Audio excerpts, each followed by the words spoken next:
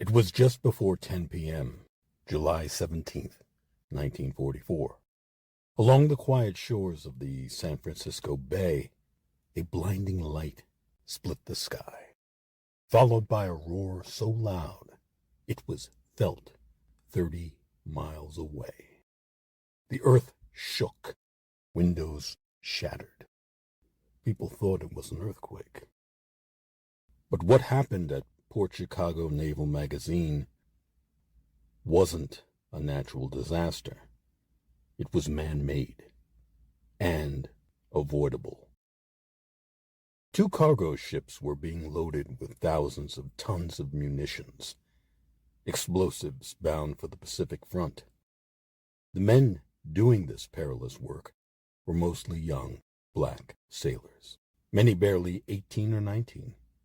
Most had never been trained to handle live ammunition. They were ordered to work fast. There was no room for hesitation. Then, just like that, everything exploded.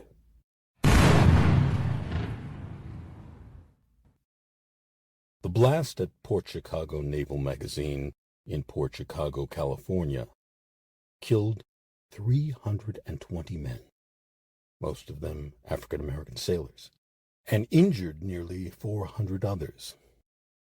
The shock wave was so powerful it registered 3.4 on the Richter scale.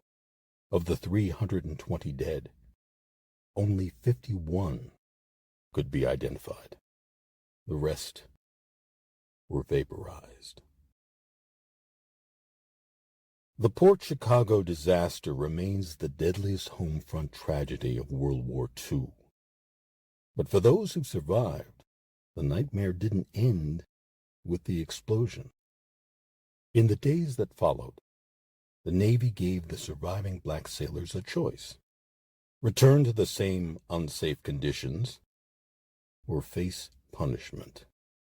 These men had just seen their friends blown apart. They knew the risks, and they refused. Their act of defiance, courageous, principled, and necessary, would go down in history as the Port Chicago Mutiny. But the Navy didn't see it that way. 50 of the men were court-martialed for mutiny, a charge that could have brought the death penalty. They weren't just punished for refusing unsafe orders. They were punished for being black men who dared to say, enough. The 1940s, a pivotal decade in American history. It was profoundly shaped by the challenges of World War II.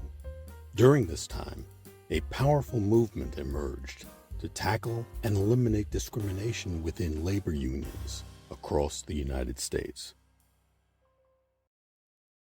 She was called the Black Garbo, a dazzling beauty, a magnetic talent, and one of the very first African-American stars to break into Hollywood and beyond.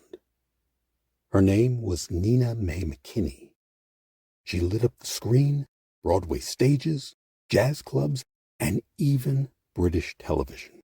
And yet, her story, like so many African-American pioneers in entertainment, was nearly lost to history. Nina Mae McKinney passed away in 1967 at just 54 years old. For decades, Hollywood forgot her. But history has a way of circling back. In 1978, she was honored by the Black Filmmakers Hall of Fame. In 2019, the New York Times included her in its Overlooked series, recognizing the towering talent who helped break barriers for generations of African-American performers. Her life was a struggle, yes, but her story is also one of resilience and bold artistry. Nina Mae McKinney may have been denied her rightful place in Hollywood's spotlight, but her brilliance helped light the way for every black actress who came after. Her story is a reminder that America's cultural history cannot be told without the voices and visions of African American artists. Before Central Park was created, the landscape along what is now the park's perimeter from West 82nd Street to West 89th Street was the site of Seneca Village. Founded in 1825 by free blacks, this was a community of predominantly African Americans, the first such community in the city. Many of the residents owned property. By 1855, the village consisted of approximately 225 residents, made up of roughly 2/3 African Americans, 1/3 Irish immigrants, and a small number of individuals of German descent.